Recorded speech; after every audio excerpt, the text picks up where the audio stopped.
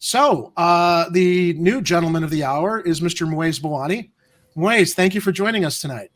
Hey, thank you for having me. Appreciate the chance to speak to folks and be in this space. Thank you. So I came across your candidacy here by one of your canvassers who actually was knocking on my door when I was preparing a show, and I could not go down and meet him. But I said, look, I'm all for learning about this new candidate. I live in the 50th. And, it's interesting to know that Silverstein has a challenger because she's been the incumbent here since I believe she unseated Bernie Stone many, many years ago. And, to be fair, I haven't had any major issues with Silverstein, although I have looked more closely into her record. And that's some of the stuff we're going to be talking about tonight, because I think you've got some good ideas, especially in regard to some troubling things I found out about her service here in the 50th Ward. I also fielded a telephone poll last night for the 50th Ward. And they were asking me questions about Silverstein and you. And as they were asking me questions about you, I said, well, I can't answer this question who my choice is right now, because I'm going to be interviewing Mr. Bawany tomorrow night on my show, and I want to hear what he has to say so I can have a more informed opinion. So I'm very, very grateful you're able to join us tonight and share your platform and share what you bring to this race as far as improving things in the 50th Ward. To start out, can you share with our viewing audience, I know that we've got a lot of fans of yours in the chat already, your background and what experience, most importantly, you feel you bring to changing the guard here in the 50th Ward? Yeah. So my name is Mueze Bawany. I'm a public school teacher on leave. While being a public school teacher, I was the chair of the Chicago Teachers Union Housing Committee. I've served a district organizer, as a delegate. I've served as a strike coordinator, a kind of our district coordinator role where you support multiple picket lines. I've been leading picket lines like I did when I was a teacher at Clemente. Prior to that, I've organized in food justice spaces. I've organized in immigration and disability justice spaces. I think for me, or the reason why, the reason why people tend to care about this campaign, tend to care about us and what we're doing in this campaign, is just because my heart has, ever since I've been open to the movement, and I've been doing this for 12 years in terms of solidarity and getting through the city and fighting alongside folks for progressive change. I think people just realize, it was easier for me back then to go and help out wherever I can, support, go to programs, do mutual aid. But during the pandemic, community members really saw this at a higher level, whether I was going back and forth between Humboldt Park to West Ridge. And I think the level of work and the level of care and compassion that I have as an educator, but also just the idea of people being isolated and feeling alone is something really emotional to me, because that's how my family felt a lot. And that's how I felt a lot as a kid. So, there are days where I could go home and be like, all right, dude, you've done your job. You did a valiant thing. You taught a class today. You were a school teacher. You supported young people. But whenever I would hear about this protest is going on here, or this family needs groceries, or this person is having trouble, or you get a beep, I would just go, because every single time I couldn't imagine, I couldn't stop imagining how my dad felt when he was alone, or how my mother felt when she was alone, in these spaces.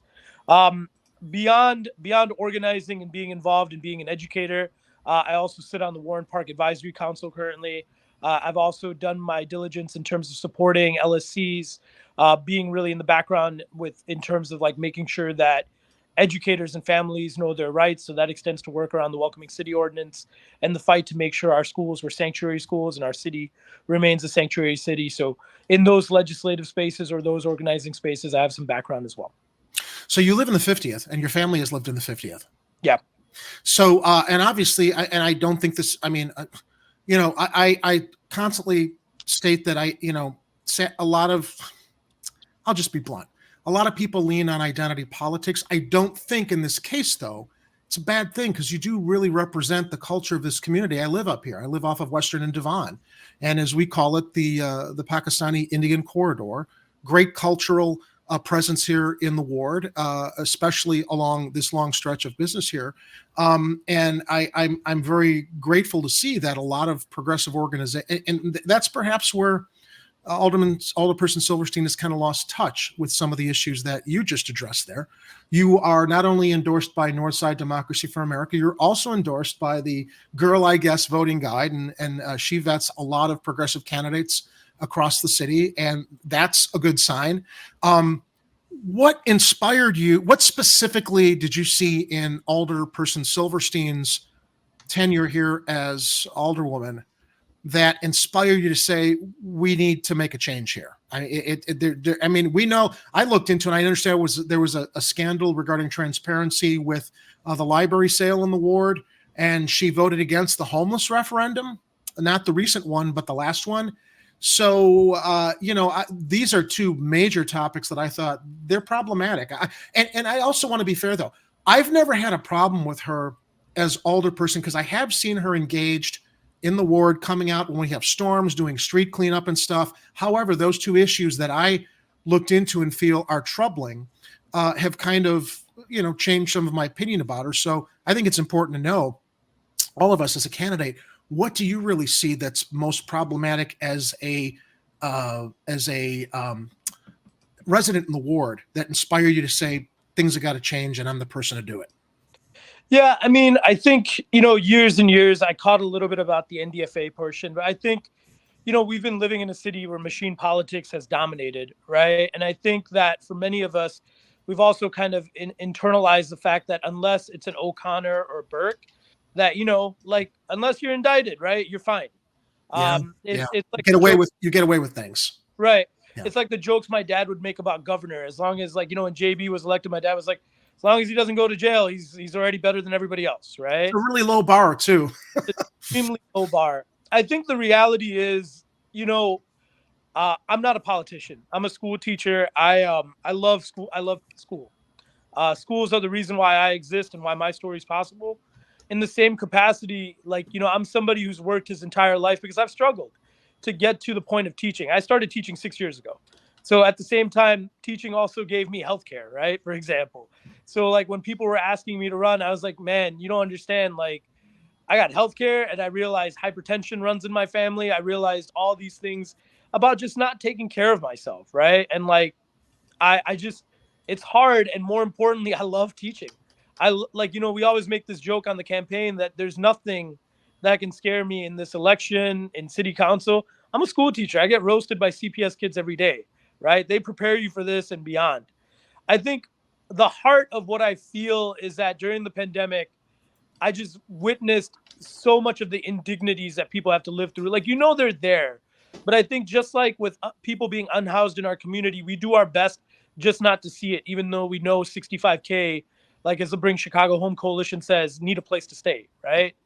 And I realized that people like Alderwoman Silverstein in charge are completely fine with people living in the politics of chance, right? You figure it out. Whether it was folks being evicted during an eviction moratorium, whether it was people trying to figure out how to get laptops, internet access for their children, especially in a working class, poor space like we are, right? With refugees, with different 40 plus languages.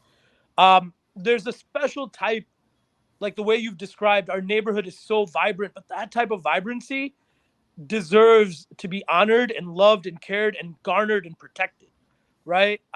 What really gets to the heart of my feelings is these basic indignities from not having any documentation or the website translated, not doing any outreach directly to communities. And then it gets deeper, the vote against the mental health, the vote to support closing the mental health centers, right? Yep. And it gets deeper in terms of allowing a school like Clinton Elementary to have their budget cut when that's the school that supports your bilingual and special education students. Did you support the closing of the mental health clinics? I don't remember. Is that a fact? I know that she voted with Ram. Yep. Oh, she voted with Ram. Okay. Yep. Good to know. Yeah. Yeah. I mean, these are things that working people in this neighborhood need, and then you get deeper. People love our food, speaking as a Pakistani, right? But you know what else we need? We need affordable housing. Sapri has done this report, the South Asian Policy Research Institute, around how many people in our neighborhood are living below minimum wage or living below poverty wages, right? Essentially. Yeah. And then you go knock doors because that's what we do, right? And sorry if I keep jerking up a little bit. It's because my back is killing me from today. Oh, but you knock doors and you see 12 people in a building where it's one apartment, right? People are living doubled up. But growing up like I did, when we lived as 5 to a studio, using curtains to make compartments. My dad would say, just be blessed that we have a roof. And that's how many people in this neighborhood live, right? And we don't address their needs. And during the pandemic, it was even more true with how many people were just like trying to reach out to the office. I got directed this way. I got directed this way. Folks needed help. And that was a moment for us to step up. And who stepped up? Community members did. Yeah. Everyday people did, right? And now that it's election time, all of a sudden people, like Alderwoman Silverstein, want to come aboard and say, I've always been there for people. Those are not the stories, right? You could come out, cut a ribbon. You can come out and say, I'm here for this, I'm here for that. But then when people ask you honest and sincere questions about participatory budgeting, we don't have that in place. Community-based zoning, we don't have that in place. Or what are we going to do about these closed businesses? What are we going to do about our young people falling into more violent areas in this community, right? Or what are we going to do about the fact that people in this neighborhood are still struggling with housing and food stability? And there's just nothing there, right? And I do think very strongly that this is a moment for people in West Ridge to really say we deserve better, right? Especially in the most diverse community. Yeah. Like what this neighborhood taught me as a young person is like we all pulled through because of community. And what would it look like if the leadership in this community honored them? If we had the return of a High Ridge Y that was shut down, if we had interfaith community councils, if people got to know each other, if we invested deeper into our schools and didn't leave parts of this ward neglected for 20 plus years when it comes to menu money investment, right? It just seems like when you walk through this place, you're in 3 different neighborhoods.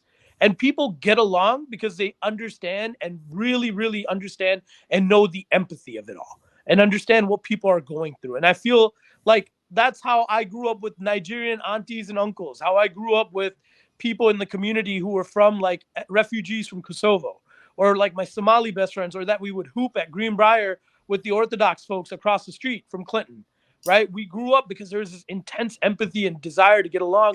And we need leadership that reflects and really, really, really brings every single community to the forefront and builds these long-lasting partnerships, while one that strongly believes that we can't leave folks to chance. And we need mental health clinics. We need affordable housing. That's the mental health clinics is a huge. Yep. And a lot of people a lot of the candidates at the mayoral forum, I was very pleased to hear, have their eyes on that as being a very, very prominent issue.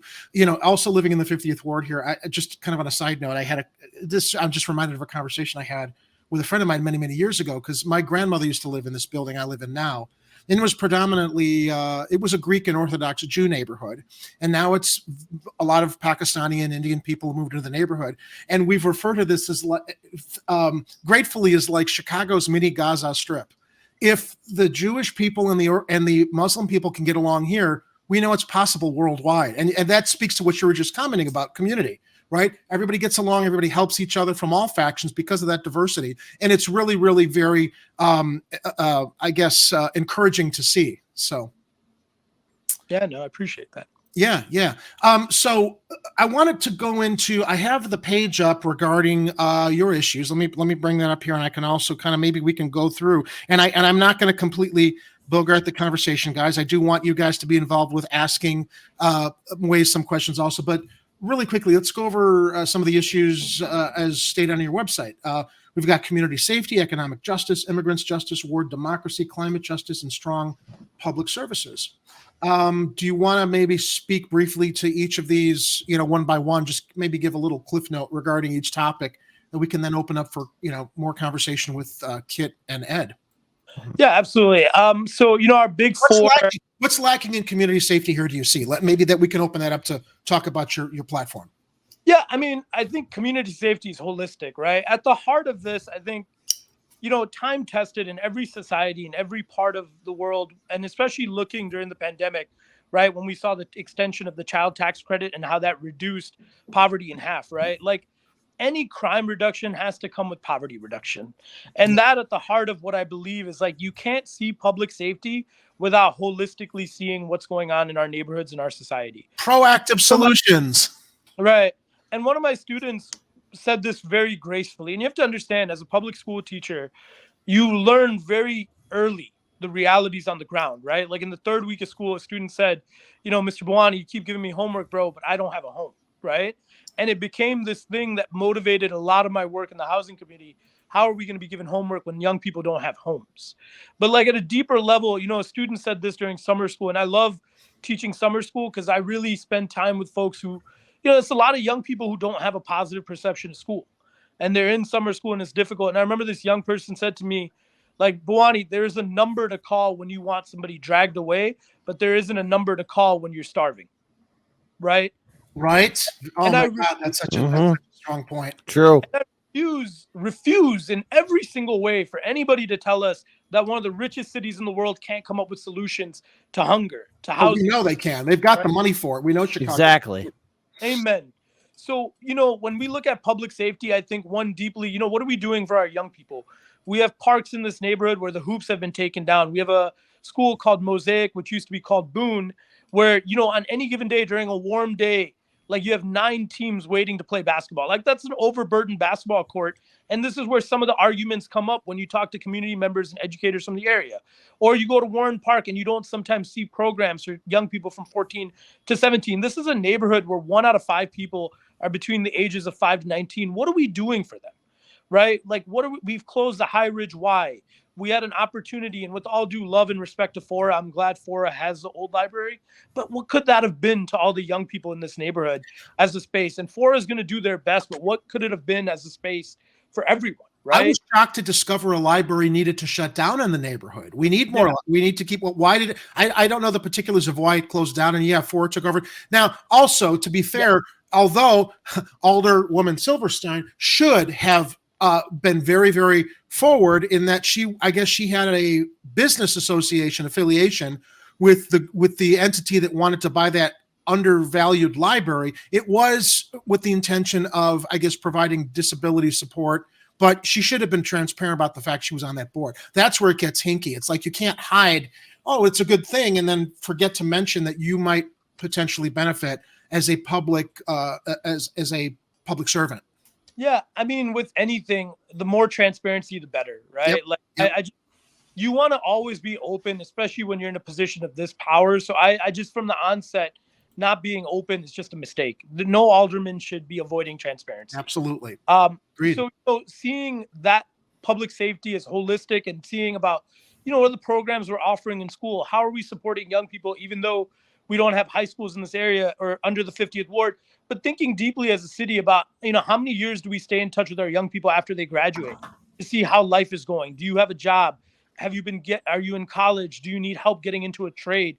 Like these things are crucial to public safety, along with, public safety being about how we treat bikers in this neighborhood, right? Like we have dedicated bike lanes that are protected. Public safety is lighting. Public safety is your neighbors getting to know each other and feeling the Aldermanic office consistently being in touch. Public safety is having mental health clinics open again. Public safety is having an actual program that supports people who suffer from domestic violence, right? When the 911 OEMC line tells you that the majority of calls are coming in are about domestic violence, about mental health breakdowns, about people having arguments with neighbors, or people just mistaking a firecracker for some sort of other. How do we not have a model that responds to this? How do we not have clinicians and social workers that allow this space to happen? I know the alderwoman stance is it's easy to regurgitate more police. Yeah. But some of these issues and the hurt people are going through, you can't police away.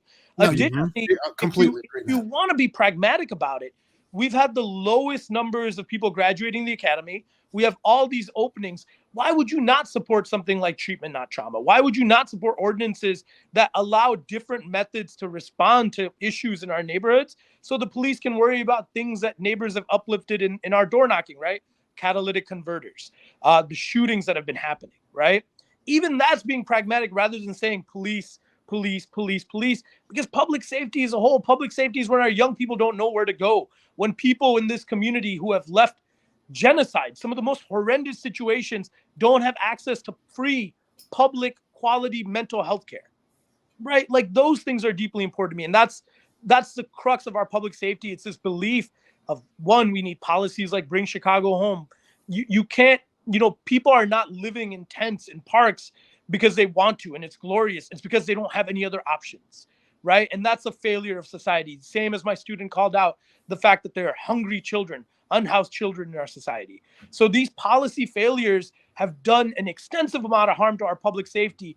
But the answer we've created in this culture of Chicago politics is we're going to police these problems away. And, I ask neighbors at doors, right? Do you want to see the unhoused in jail? And when they're faced with these questions, they're like, no, that's just inhumane, right? And they get it. They really get it. And then you realize in our discussion, something's got to give when it comes to compassion and how we view people. Well, it does sound like a big issue. Look, a big point that you're shedding light on for me, as Kathy shares. Silverstein, I guess, has been a pretty much a mayoral rubber stamp, go along to get along, as not addressing a lot of these issues that you're very passionate about. That I'm very excited to hear you share. Let's move on to the next topic that's on your website, and this is talk a little bit about your economic justice platform. Yeah. With economic justice, it's kind of continuing to create pipelines for people to be able to find jobs. Like, how are we working with schools? How are we working into our, for example, like we feed into Mather and Sullivan and Sen. And so, of course, we also feed into our selective enrollments, right? How are we supporting young people with the advancement of career and technical education programs, CTE, which usually leads to the trades, right? How are we supporting people in this neighborhood with having access to like quality jobs that are opening up with, that are connected to unions for all or good airport jobs? Like, we have a large contingency of people who live in Westridge who work at O'Hare, right? How are we making sure our office is supportive of their needs as workers, but also like continuing to create venues for them to get continuing education? And then the Association of Economic Justice is also our effort to consider programs like Bring Chicago Home, right? That helps like folks with housing, building affordable housing in this neighborhood as well. Because as CHA has said, this neighborhood, the cost of rent in this neighborhood is far outpassing the salaries that people are afforded.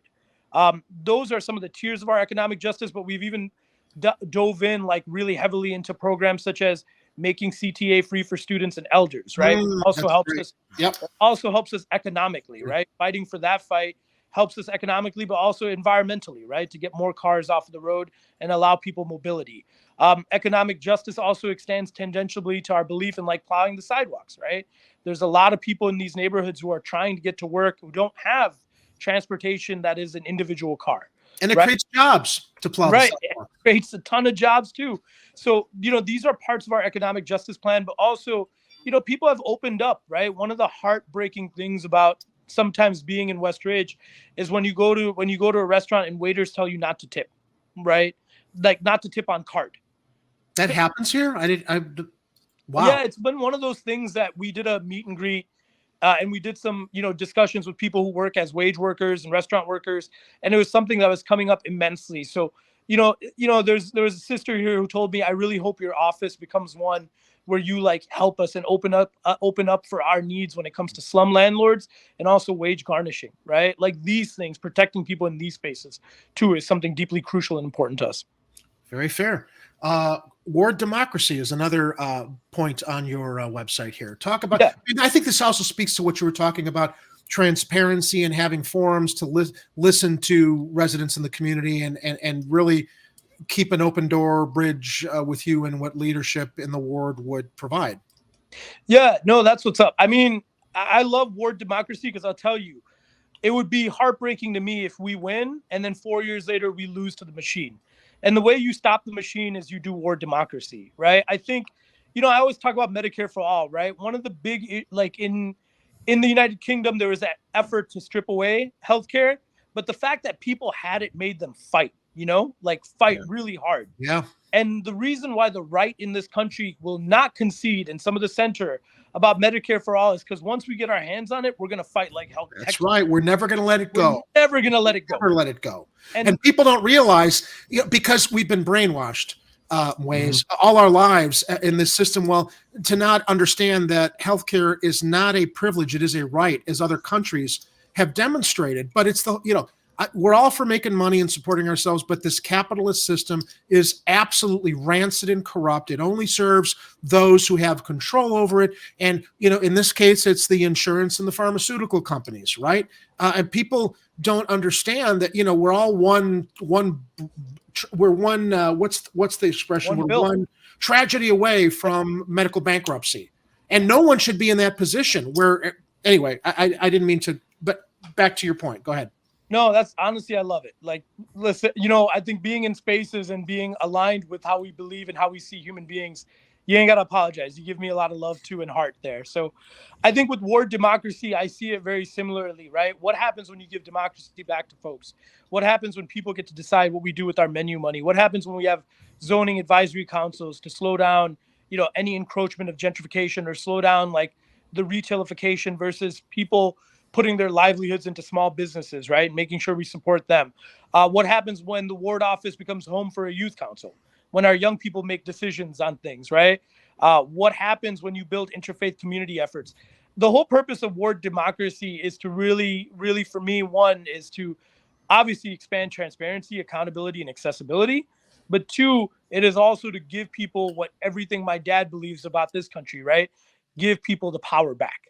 And that's also a way, once people see that, dang, we came together and build a community garden, we're not going to give that power back.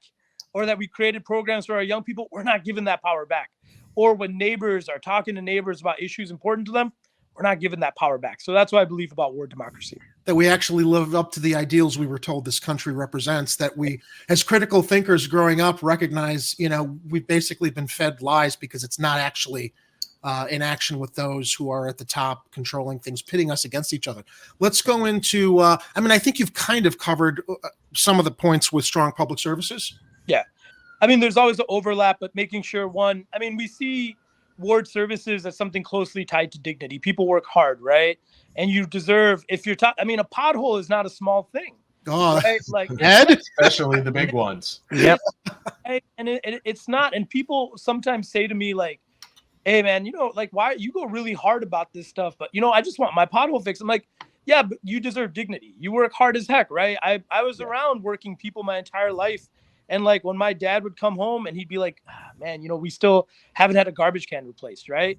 That would stress him out, right? Because it's accumulation of who you are. So one, people, ward services are tied to dignity. People need to be getting the services that they deserve. They need to have a responsive office. They can't have an office that says, call this, call that, call this. Two, stronger ward services make for a stronger community. So plowing the sidewalks, 100%. Free CTA for our young people, 100%. Ensuring that, that we can use and continue to fight for spaces like the Department of Environment and bring that to an accessible level to our communities. That's a given, that's what we have to do. So when I think about public services, I think deeply about the fact, one, we need to be responsive to every single part of the community. Two, we need to do a lot of accessibility justice too. Like folks, there's a big part of our community that doesn't have English literacy. How are we reaching out to them? How are we making sure they're aware of their rights, and how are they aware of like their rights of being a good neighbor, right? Like I'm always thinking about, I know for a fact once it starts snowing, I'm going to get at least 18 phone calls in a week about, hey, can you help us shovel the alleys, right? Like these neglected spaces. We got to do work on that end. Talk to some businesses as well. Like if you go to the side of the ward where Stone Elementary is, a lot of people open up about, man, garbage keeps coming through the business corridor, right? How do we talk to the businesses and say, well, can we support you to make sure this doesn't happen?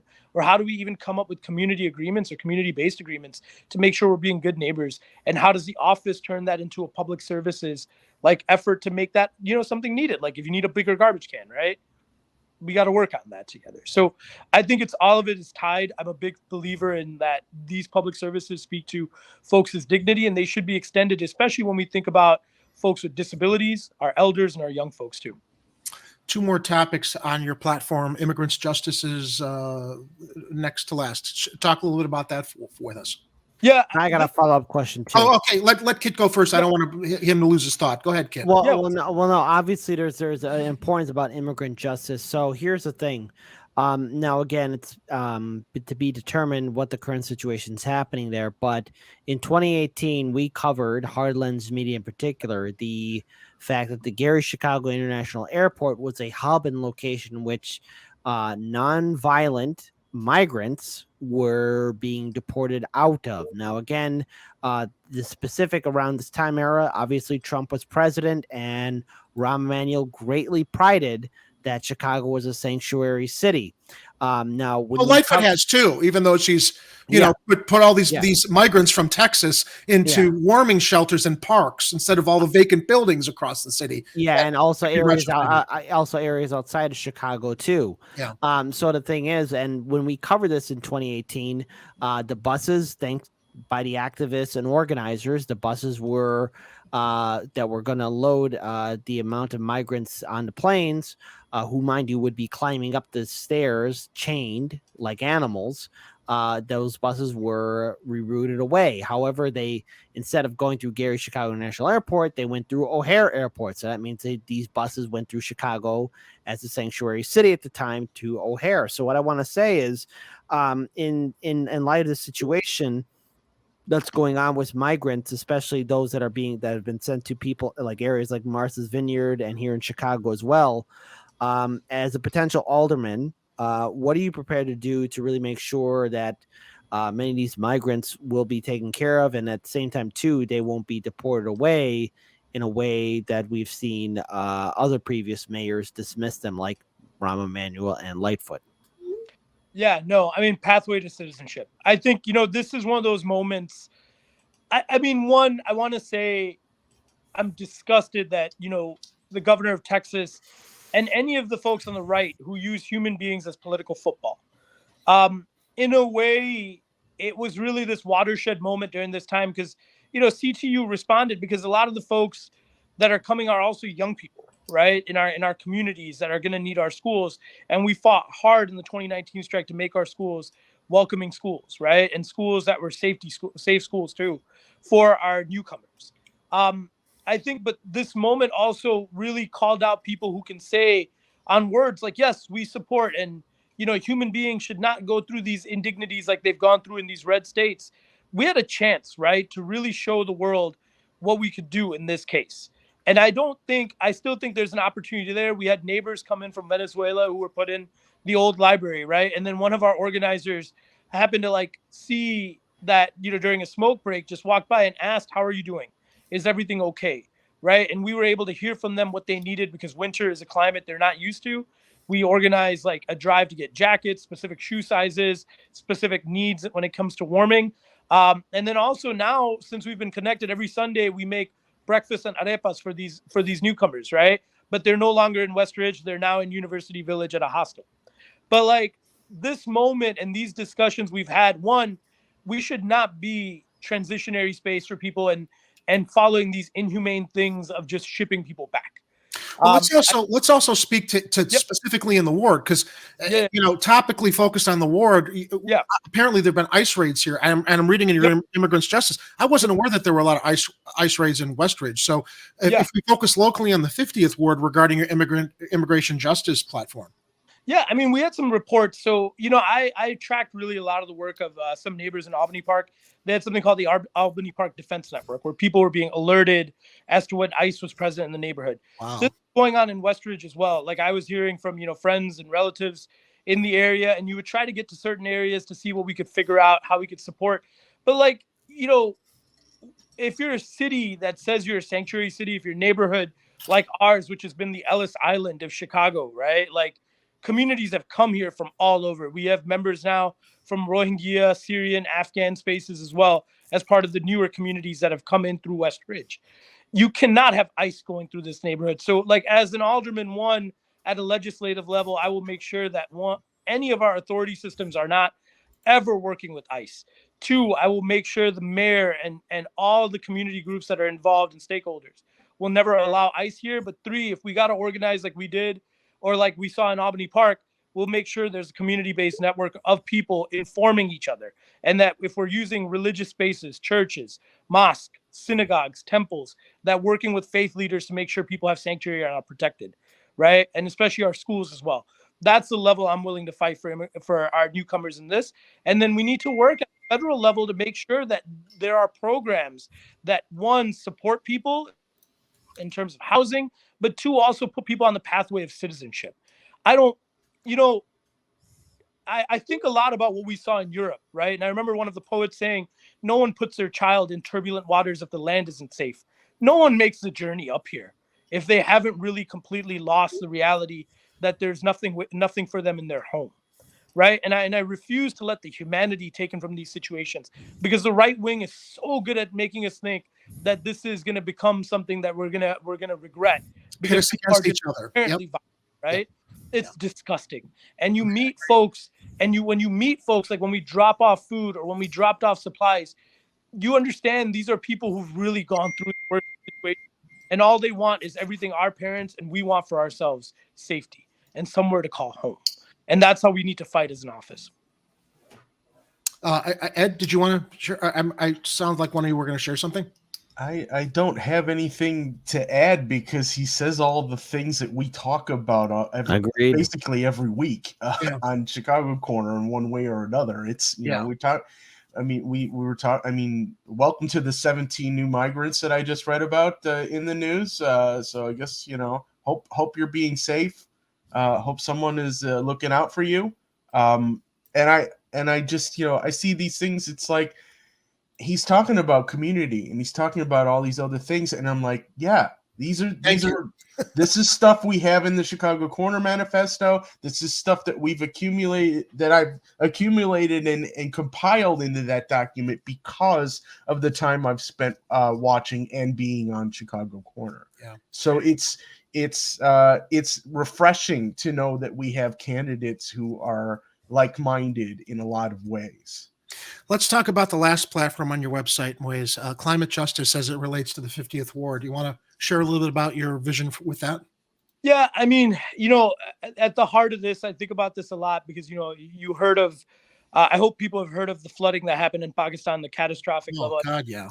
Yeah, you know, that's my homeland. Right? We saw it here in Chicago when the last big rainstorm, remember? I mean, it literally looked like what we see in the news in other countries across the world, which speaks to like what's going on with our infrastructure here. But it also does speak to, you know, the whole issue of global warming and how we don't have an eye on it. I mean, I do think, you know, for this topic, we want to kind of hyper-focus locally in the 50th Ward. What we know you can do as an alderman, as well as, you know, share what your vision is that can also help, you know, the rest of the city. But, you know, I know that you're going to be focused on what's happening here in the 50th.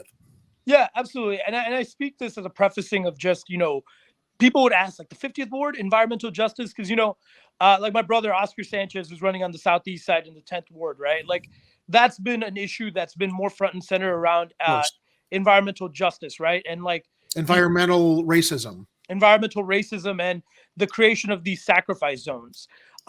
And people will ask, like, you know, what about the climate justice in your end? And I'm like, this is still important to me. And I preface Pakistan in this because, you know, 1/3 of the nation was underwater and still is recovering. And the fact that, you know, where my father is from in Pakistan, in about 20 years will no longer be inhabitable because of the fact that it's going to be increasingly hot, right? And people have already talked at a political level back home of shifting an entire city. I think it is incumbent on us, one, as a city, to be prepared, especially a city that has been a refuge for so many people, to be prepared for climate refugees as time goes on, and especially considering how much we should build a society that our young people will inherit and, you know, have something to inherit. But two, at an environmental justice level, I'm a firm believer in the Department of Environment and a robust Department of Environment that needs to be involved in the city's financing and budgeting that, you know, one, does an immense amount of work talking and educating people on climate justice, but also taking real issues like, you know, people talk to us about their trees or when they have sick trees. What can that be in terms of a way of making things accessible? But two, you know, using a Department of Environmental Justice to, one, protect our lake, make sure our buses become electric, really drive the amount of pollution that this city produces, right?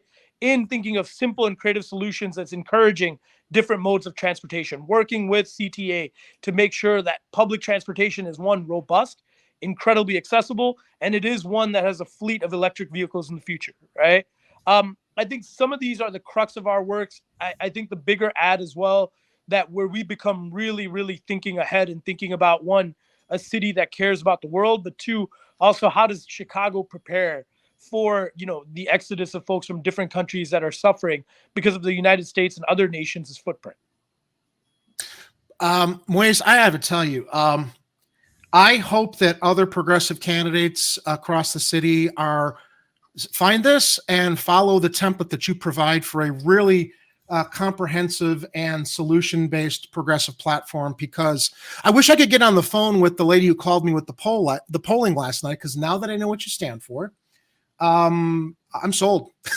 and I'm really, we've spoken to a few other candidates, and none, I can fairly say, I feel have demonstrated the passion and the really comprehensive problem solving that you have set forth here in this interview. And I want to ask Kit and Ed also in follow-ups, because I think you've been so forthcoming in your vision for the ward, which I think is a vision that could be shared across all wards.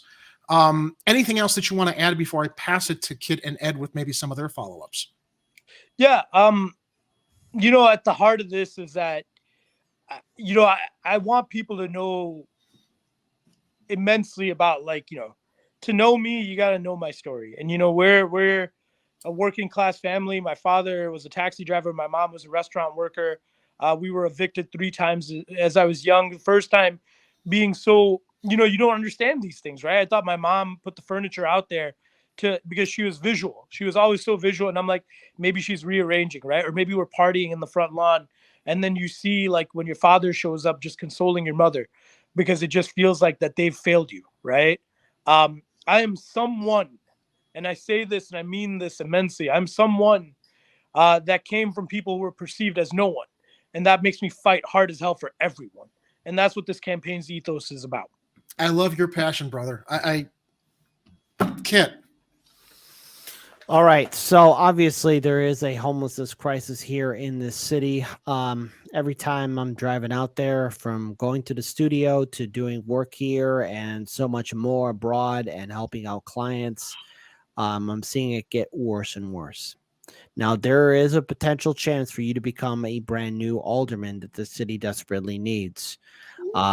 What are you prepared to do to really hold not only the city council, but this mayoral but potentially new mayoral administration? There is, God forbid, it's the current one that got reelected, accountable to make sure that the people of Chicago have a bright and better future ahead of them. Because from what I'm seeing right now, people who have been doing the right thing for a very long time are being screwed over by a city that doesn't care if they live the next day. Yeah. We got to fight. One, at a basic level, I support Bring Chicago Home. I've really, I fought, we worked hard to try to get affordable housing into our union platform, and it'll come back up in 2024, right? When the educators fight for a new contract, and going as far, because it's necessary, to freeze evictions on any family that has a kid going to school from K to 12, right? And then supporting them. That's the level of work we need to fight for. And it's going to be a fight. And I want to tell fellow progressives and our family out there, listen, look how many Aldermanic openings are there, right? We are fighting a legacy from 1919 from the race riots of a city that hasn't loved its people back, that has chosen consistently to oppress and continue to put segregation and racism at the heart of it, rather than fighting for a change. So we got to be fighting. And Bring Chicago Home is this brilliant plan of using the real estate transfer tax, right? But even if we we don't get what we want, we have to realize there's so many Aldermanic openings because people can read. They can read the tea leaves. They can see the future. And they know people in Chicago, compassionate, good people, are fighting. And we cannot accept in any which way that someone should be unhoused, because housing is a human right. And we got to put people in homes. We got to fight like they did in Avondale, where now an encampment that once used to exist, each person is in a home, right? And that there are people struggling every single day in the city to call out folks who think homelessness is the problem of people. There's this obsession with individual accountability for systemic issues, and we got to keep fighting back. It's going to take a while, maybe. Hopefully it won't. Hopefully we get a city council of progressives and a progressive mayor, but that doesn't stop our responsibility for fighting for a better Chicago. And believe it or not, as we see it, people are with you. They just need you to bring that love to the doors, bring that love to your community, and we can get it. Is there an opportunity in the 50th for you to actually have a forum with Alderwoman Silverstein to really be able to present to the community why your vision is obviously so much more supportive to the residents in the 50th ward? I mean, there's some coming up. I know I'm so inundated with like dates in my head right now that I don't know exactly when. Well, I'm glad that there will be one, because I think that, we covered the mayoral forum the other night, and where people could talk to each other. And I think for every ward, so long as there's an opportunity for the citizens in each ward to go to a public, gathering place where they, whatever kind of venue, to listen to any candidates running in that ward is extremely important. Because obviously, ways you're going to you're gonna leaps and bounds over Silverstein. All respect to what she has done in the ward up till now. I do think we're ready for a change, and I am very impressed with your vision with that. I appreciate it. I know that West Ridge Community Organization is working on one. I think we had some outreach with AARP, so we're going to land a date with them. And I think Communities United. So there will be 3 that I know of, but I'm ready. I believe in us. I believe in people. And I know when we, just like the Doors, when you bring it to people, we deep canvas. We don't just canvas, we deep canvas. I'm so glad your canvasser knocked on my door, because I didn't know who you were. And I'm glad I do now. Ed and Kit, before I ask my final 3 little minor questions, anything else from the 2 of you? Edward, I've got, it's actually, it's a very controversial and polarizing question that we are you going to ask very often? Are you going to jump? That we ask very often about candidates who come on this show, and of course our regulars already know we were going to ask it. So Kathy Powers, you bogarted it, man. What is your position on dibs? So, one, I think if we're not, helping people or finding ways to dig cars out, how are you gonna be mad at people who are putting in the work? And it's a personal thing, because my dad once, his neighbor almost had a heart attack trying to dig out. And so I always think of Uncle Ibrahim, who that happened to. God rest his soul, he did pass away. But not because of that, but that was a moment where I was like, yo, man, Uncle Ibrahim almost had a heart attack digging this out. He deserves to get dibs, right? But one, what are we doing to help people out? And I have a neighbor that every time it snows that needs my help because she has a disability, right? And she drives. And so, I can't get mad at folks. And you know what? My mom always says, it's never a bad thing if you're able and you have the ability to walk a little bit, right? If you got to park far away, just walk. So Mueze, I just have to toss in my 2 cents here, because I know that I don't always agree with my colleagues here. I think the whole concept of, not that this is my interview, but the whole concept of dibs, it's if you're going to if everybody digs out their cars, that means everybody's going to come back to a street with open spots. The idea of this is mine, no, it's a public street.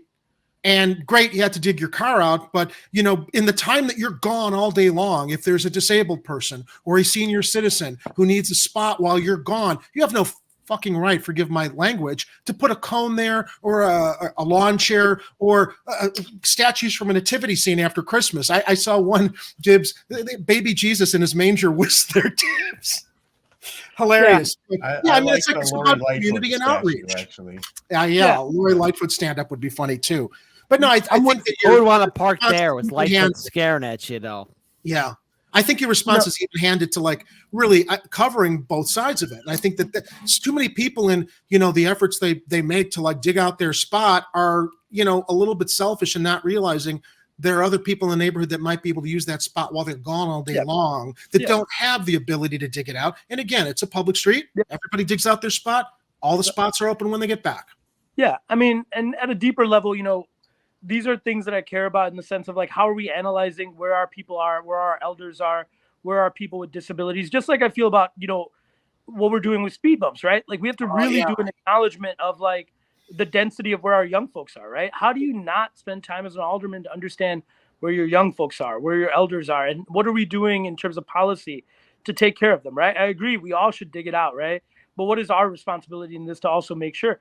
I mean, people need jobs, right? If we're doing the whole plow the sidewalk thing, how are we not also creating jobs by helping people, as soon as you see an opening, They're like, hey, if you move your car, we're going to be digging it out. We're going to be doing this work Yeah. in the city. And sometimes that's like the most beautiful mutual aid, how much it means to people in your community when you help them dig out, but you also save a parking spot because you know the person in your building. There's one person who has a disability or is over the age, where they need some help. They need some support. That's what I always try to rally with my building mates. When I pull out the snow blower after heavy snowfall, I don't just do my front. I go all the way to the alley. That's so what's that up. People coming from Devon can get into the neighborhood. I wish I could do the whole block. I'm disabled myself on a prosthetic limb. So, I mean, I do it, but it's like I'm realizing up to my house, I know that there's a path from the stores there where people shop. And, I know that there are some seniors in the neighborhood and possibly I know there are the disabled people because I see disabled marked spots on my street. Yeah. So have more of a mind and an ear to the ground of how you can help everyone else, not just yourself. Hey, that's what's up. And I'm going to go to the next question. And I'll leave the sports related one to Kit, but I'm going to add, and you know what, Ed, you should have led with this because dibs was my big thing, but what's your favorite kind of Chicago pizza? Oh man, I love veggie. So I'm vegetarian. And when I can, I try to be vegan. So pizza's been kind of cut down for me, but I love like spinach. I just love veggies on a pizza immensely. I also, people can be mad, but I also love deep dish because it also has some deep connotations to like, growing up poor, right? If your dad could bring a deep dish, it was like a family thing. You know what I mean? Yes, it is. Yes. And, and also just seeing the smile on his face, right? Like I love my mom and dad, man. I do. And seeing the smile on my face on my dad, like this is a man who used to find joy in making sure the fridge was filled when my friends used to come over from Clinton, like, so I whenever I eat deep dish, I think about his smile and like how he, for an immigrant father, right? Like yes, how much it meant for him to be like, dang, I'm like, we made it, right? Like we don't have deep much, dish but we're doing pizza. It. There you go. And deep dish pizza warms the heart of anyone. It warms the heart. That's what's there up. you go. There you deep go. Dish? Deep dish. Never heard of it. Deep dish pizza. It's Ed's chance to share his website with the delicious pizza. In case you didn't know, I have a website where I teach people how to make Chicago style pizza at home. So then when I figure out how easy it is to make deep dish, and it really is. And if you, support your local businesses, get them from the places that are around the block or nearby. But, it's a very economical option to make it at home. And it's easy to do.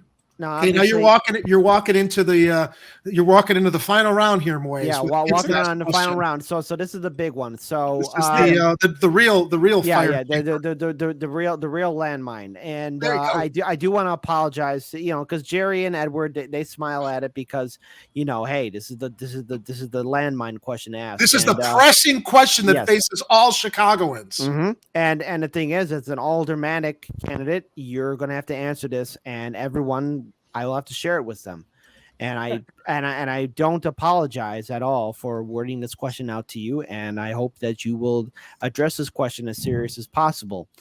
Chicago is a city that is rooted deep in history, and there are many things that both unite us and divide us. But the one fundamental question I must ask you is this: Chicago White Sox or Chicago Cubs? Oh, okay. So y'all will not like me. My brother Fesso, hardcore White Sox fan. I love him immensely. I grew up a Cubs fan, but right now I'm neither because, as you know, the Ricketts have a deep. That's a big. The Ricketts have a deep Islamophobic issue. So I was heartbroken, but you know what? Like, you're not gonna like this answer. I grew up a Cubs fan, but I used to my dad used to get so mad. I used to pretend to be Frank Thomas in the house and try to hit dingers all the time and break something. Okay. So Big Hurt was my favorite player. I love the Cubs. Right now, Tony La Russa's hiring made me not want to cheer for the White Sox because I was like, dang, they got all these studs, right? All right, fair enough. And the Cubs I can't come back to because of the Ricketts. Okay, solid opinion. So what I'm hearing is this: Cubs is a no-go, White Sox possible maybe. I think that window closed for me because Rodon and they didn't do anything. I love your honesty and transparency. Ways. You don't have fair enough. Fair enough. Those are fair, honest answers. Now, here's another great. I love. He's not telling us what we want, what any of us might want to hear, and I have no interest in sports. So it doesn't matter to me anyway. All right. But I know Kit's South Side and Ed is North Side. But I'll say one thing. I'm a South Sider through and through. That's what's up. I'll say one thing though about like my sports opinion that. Like as I'm getting older, because I also grew up in a South Asian house where like, sports was everything. And like my brother would like punch a TV and then my mom would chase him around the house. like you punch the TV. I still do love sports, but like, one person in Chicago that has my heart and one team that will forever have my heart, no matter how much they hurt me. And I love the Chicago Sky too, but like, I'm a Bears fan through and through, and I love Justin Fields. I absolutely love Justin Fields. So if anybody needed an opinion on a sports hot take, that's me. I love the Bears and Justin. All right. Wow. All right. We're gonna hit the third rail on this then. How do you feel about them most likely moving to Arlington Heights?